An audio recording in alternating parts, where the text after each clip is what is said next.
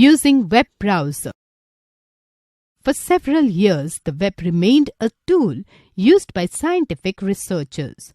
But in 1993, developers at the National Center for Supercomputing Applications (NCSA) created Mosaic, a point-and-click web browser.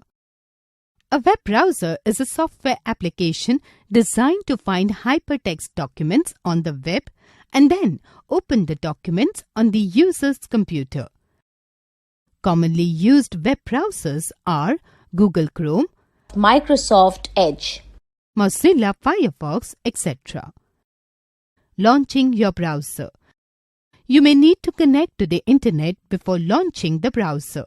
Once you have established a connection, launch your browser by following these steps. Step 1. Click on search box. Step 2. Type the web browser name like Microsoft Edge. Step 3. Click on Microsoft Edge. The Microsoft Edge window will appear.